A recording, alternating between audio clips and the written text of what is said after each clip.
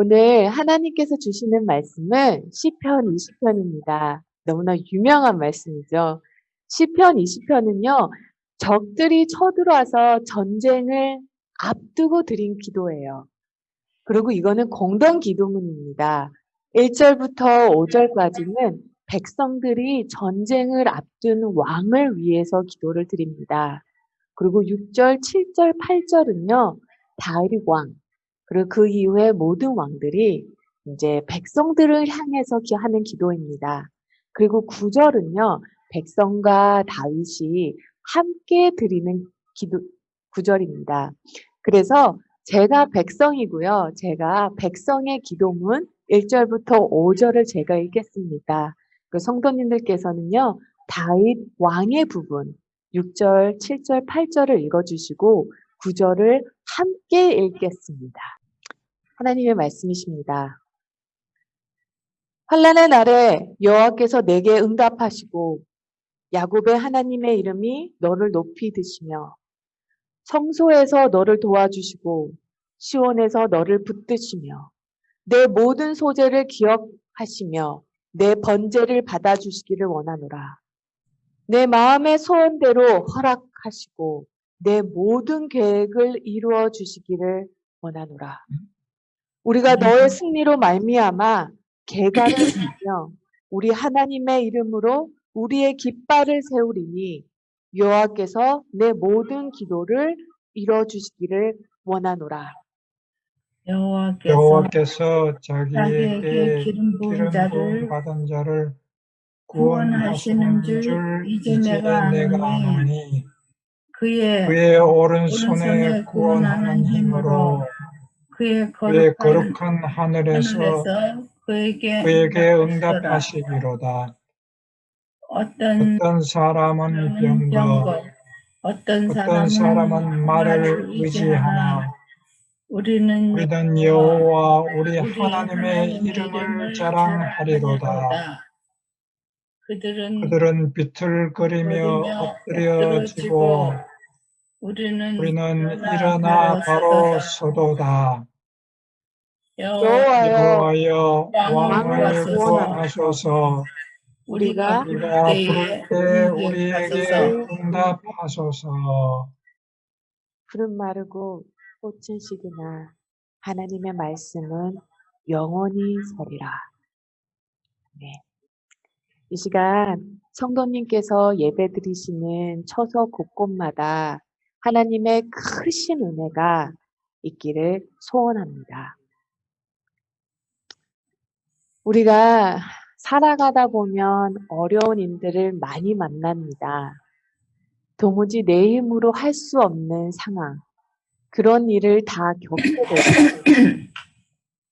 이런 일들을 겪을 때 사람마다 대하는 방법이 다 다릅니다.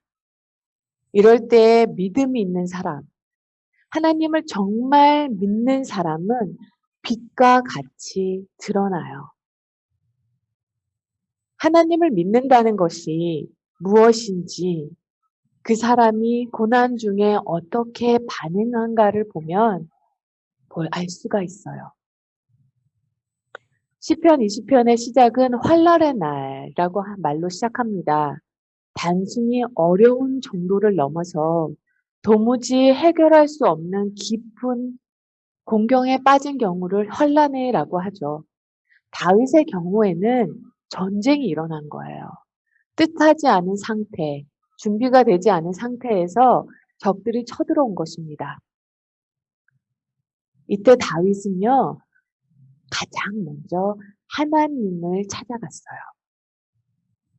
사람은요, 위급한 상황에 어떻게 대응하는지, 누구를 찾아가는지, 무엇을 찾고 있는지를 보면요, 평소에 그 사람이 무엇을 가장 의지하며 살았는지를 알 수가 있습니다. 사실 하나님을 믿는 사람이라면요, 지금 이렇게 전쟁을 앞둔 상황에서 하나님을 믿는 사람은 아마 모두 다 기도를 했을 거예요. 다. 그런데 5절을 보면요, 기도를 해도요, 하나님을 진짜 신뢰하는 사람은 기도가 달라요. 5절 말씀이 다윗 왕이 전쟁에서 돌아왔을 때 우리가 승리로 말미암아 개가를 부르며 하나님의 이름으로 깃발을 세우고 맞이할 거라고 합니다. 언어를 보면 미래형이에요. 기도를 해도요.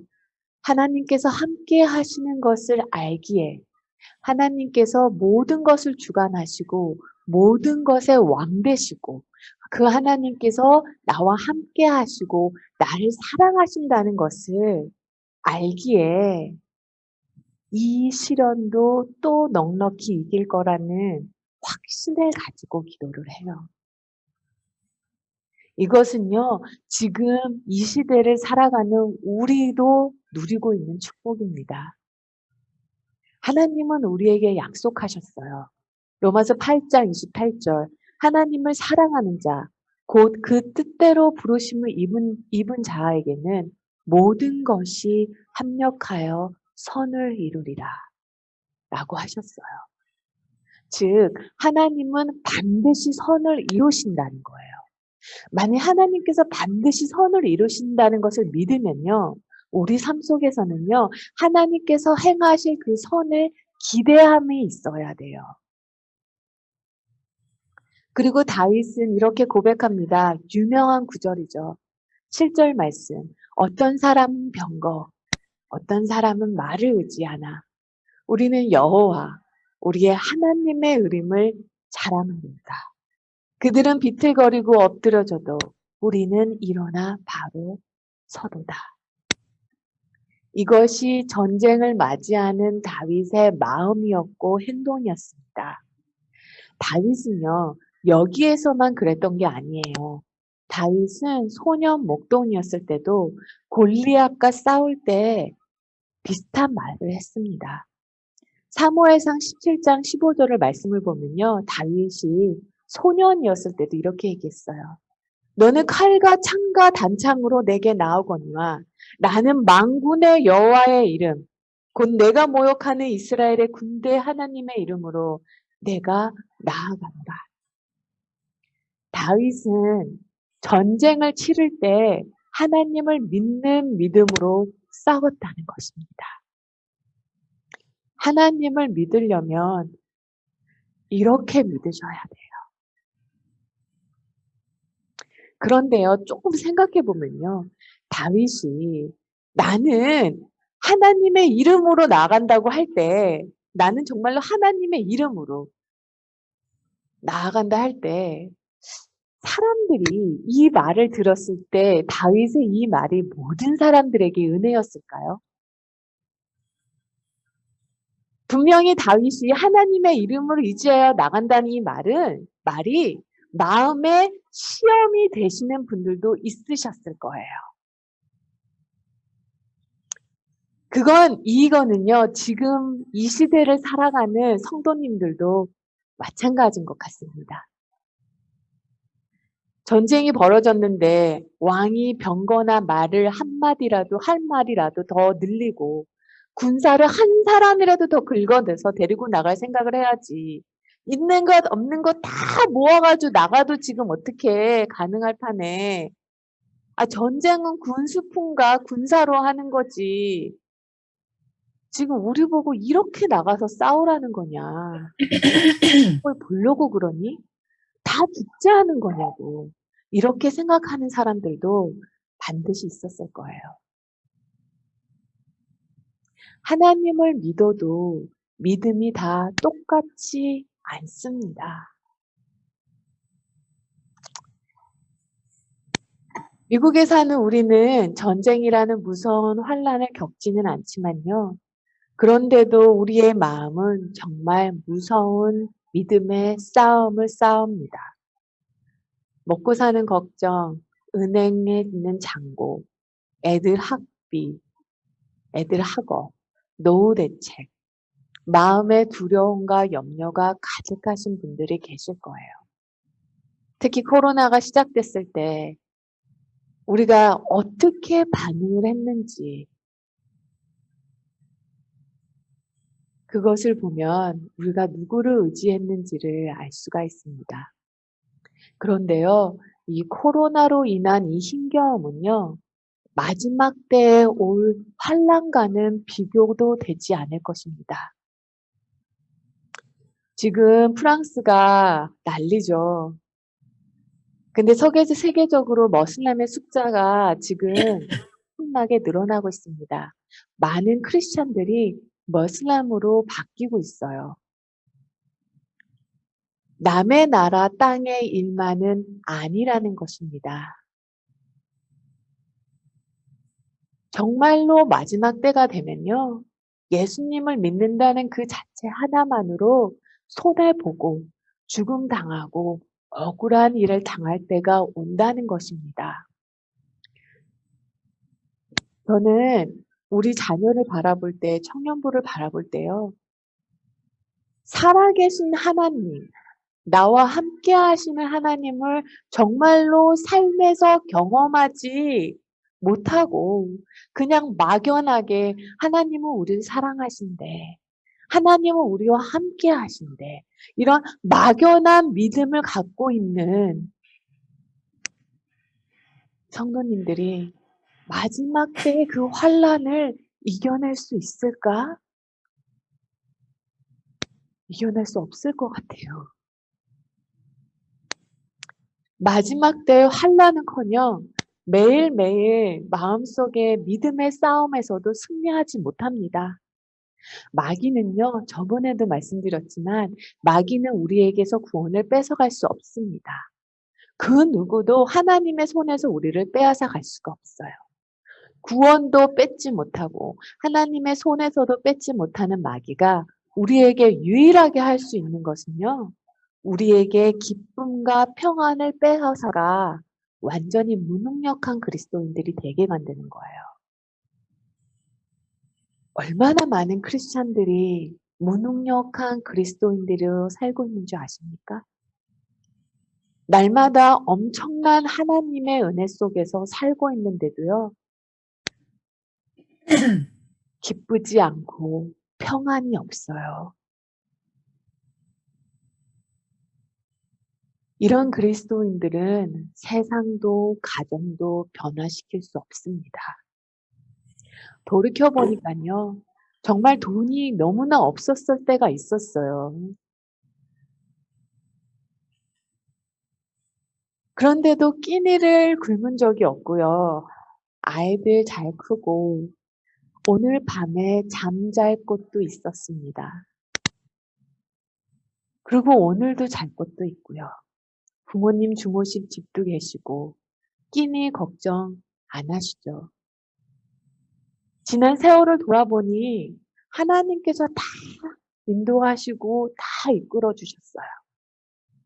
그런데도 왜 그렇게 하나님을 믿지 않고 걱정부터 하고 염려부터 할까요? 믿고 감사하기는커녕 여전히 나는 이것을 또 어떻게 해결할까 걱정하고 있다면 하나님을 믿는 믿음은 무엇을 말하는 걸까요? 그렇다면 다윗은 이런 믿음을 어떻게 가질 수 있었을까요? 다윗은 어떻게 이렇게 할 수 있었을까요? 이유는 하나입니다. 다윗은 하나님이 살아계신 것과 자기와 함께 계시는 것과 하나님께서 모든 것을 주관하시고 하나님께서 모든 것의 주인 되시며 그 하나님께서 다윗과 함께 하시고 다윗을 사랑한다는 것을 알았어요. 말 병거가 필요 없다는 것이 아닙니다. 다윗도 전쟁을 나갔을 때요. 병거와 말, 군사를 데리고 나갔어요. 그러나 다윗이 진짜 믿는 것은 눈에 보이는 군사나 군사품이 아니라 다윗과 함께하는 하나님이었어요. 말, 병거 보기에는 좋고 보고 있으면 든든하고 남들 보기에도 좀 갖춰진 것 같고 그런데 하나님은 그것들을 의지하지 말고 오직 보이지 않는 그러나 함께 싸우시는 하나님을 의지하고 바라보라고 하셨어요. 그럼 하나님께서 반드시 승리를 하신다고 말씀하셨어요. 그것을 잊지 말라는 것입니다. 이미 예수님께서 십자가에서 승리를 이루셨습니다. 저희가 날마다 싸워야 되는 작은 전쟁은요, 아주 작은 것들이에요. 그런데 사람은 하나님을 믿고 신뢰하기보다 자신을 더 믿는 것 같습니다. 그런데 사랑하는 성도 여러분, 자신을 믿어서 가정이 회복됐나요? 자신을 믿어서 무너진 삶이 회복이 됐습니까? 자신을 믿어서 은밀하게 짓는 죄에서 노임을 받으셨나요? 자신을 믿지 마시고 죽은 자도 살리시는 하나님을 믿는 믿음으로 사셔야 해요. 살다 보면요, 다른 사람이 내 인생을 망가뜨려 놓는 경우가 있더라고요.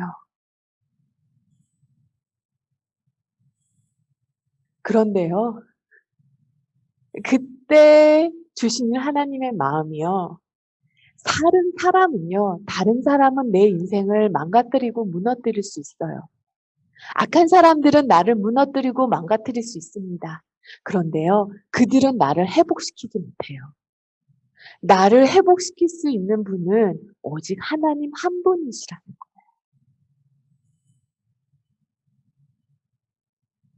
하나님이 진짜 살아계신 것과 나를 사랑하는 아버지 된다신 것을 믿는 사람과 머리로만 그것을 아는 사람은 어려운 일이 닥쳤을 때 달라도 너무 달라요. 이것이 믿어지기만 하면 삶이 너무나 다른 삶을 살아갑니다.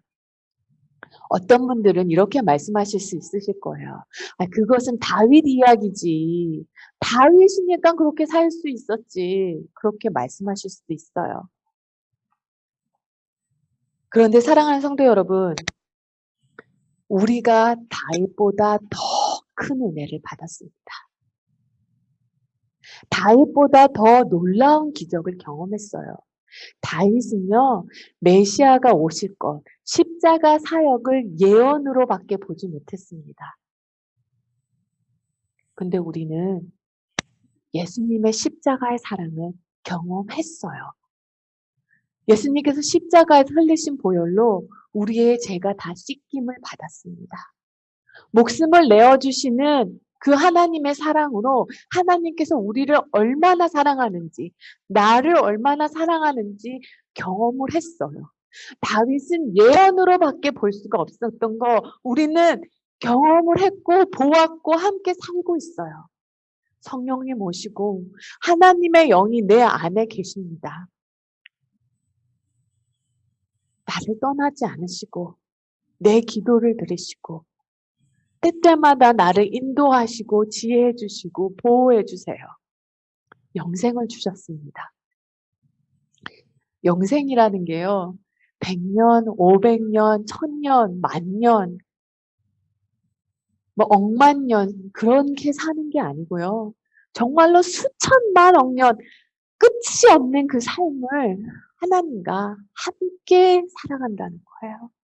출애굽기 20장, 신명기 5장을 보면요. 나를 사랑하고 내 계명을 지키는 자에게 1000배까지 은혜를 베푸신다고 하셨습니다. 부자가 망하면 3배까지 먹고 살 수가 있다고 하죠. 그런데요. 주 안에 있는 자, 그 은혜가 1000배까지 간다고 합니다. 우리가 다윗보다 더 큰 은혜를 받았어요. 모세, 다윗, 엘리야 너무나 멋있죠. 근데 그거 아세요? 우리가 천국에 가면요. 다윗이나 모세가 우리에게 물어볼 거예요. 그분들은요. 하나님의 영이 그 위에 임하는 것까지만 경험하셨습니다. 하나님의 영이 임하사, 하나님의 영에 임하사. 사사기를 보면요. 하나님의 영이 임하사라는 말이 나옵니다. 그분들은요. 하나님의 영이 임하는 거는 경험했지만 하나님의 영이 내 안에 들어와서 나와 함께 사시는 것은 경험하지 못했어요. 천국에 가면요. 모세가 물을 거예요. 도대체 하나님의 영이 사람 안에 산다는 거는 무슨 느낌이냐고. 하나님의 영이, 천지를 창조하신 하나님의 영이 내 안에 들어와서 너와 함께 먹고 주무시고 함께 살아간다는 거 어떤 거냐고 말해달라고. 그때 뭐라고 말씀하실 건가요? 글쎄, 하나님의 영이 우리 안에 계신다는 얘기는 들었는데 도대체 뭔지 나도 잘 모르면서 그냥 그렇게 살다가 왔다고 할 수는 없잖아요. 살다 보면 고난의 때가 오기도 하죠.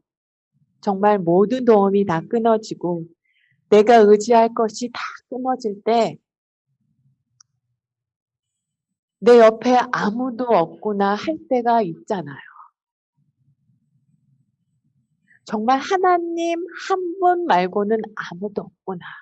아무도 내 옆에 남지 않았구나. 하나님 한 분밖에 안 계시는구나. 라고 눈물을 흘리며 주님 앞에 섰을 때요. 그때 작은 음성이 들리십니다. 하나님 한 분이면 족하구나. 하나님 한 분이면 충분하구나. 하나님 한 분이면 충분하구나를 고백한 사람, 그것을 아는 사람은요, 다른 삶을 살 수밖에 없어요.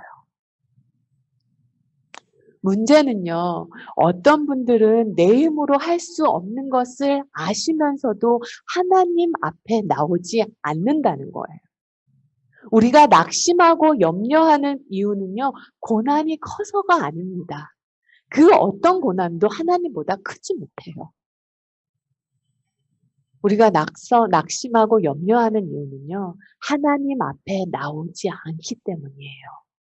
예수님 바라보지 않기 때문입니다. 하나님을 갈망하지 않기 때문이에요. 시편 50편 말씀, 50편의 15절 말씀입니다. 시편 50편 15절. 환난의 날에 나를 부르라. 내가 너를 건지리니 내가 너를 영화롭게 하리라. 하나님은요, 고난의 때에 내가 의지할 것 다 사라졌다면 내게 오라고 하십니다.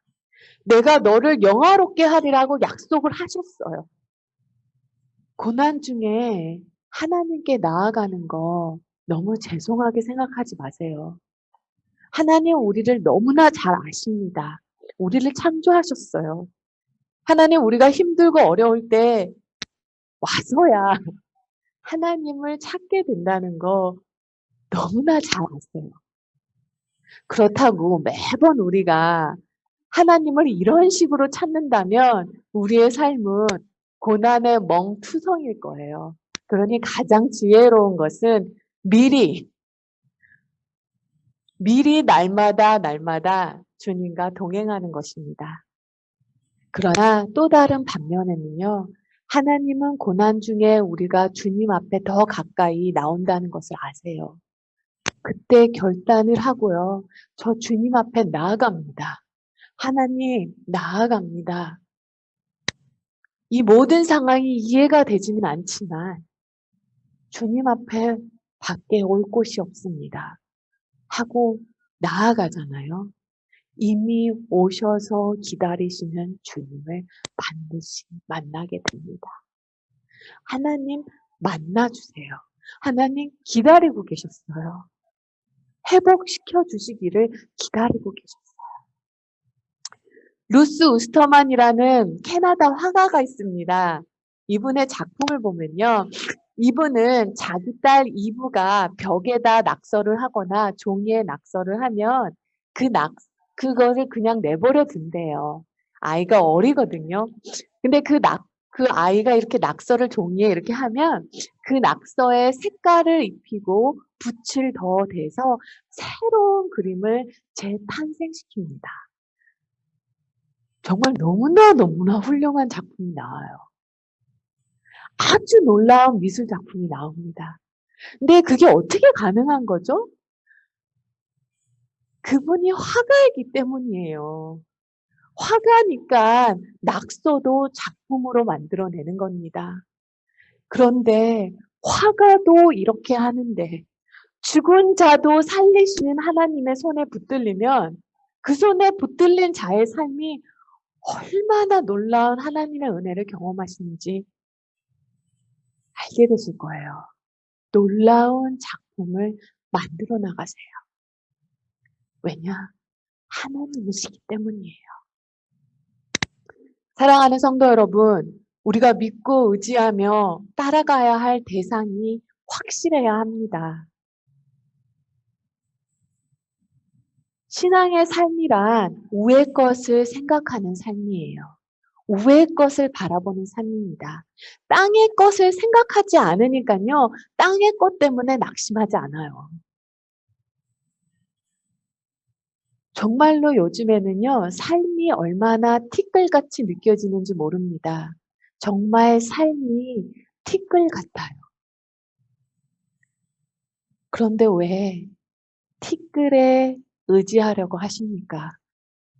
있다가 없어지는 것 의지하지 마시고 영원한 것 의지하는 복된 삶 사는 저와 여러분 되시기를 소망하고 축복합니다. 이 시간 찬양을 한 곡을 1절만 함께 부르고요. 기도하기 원합니다.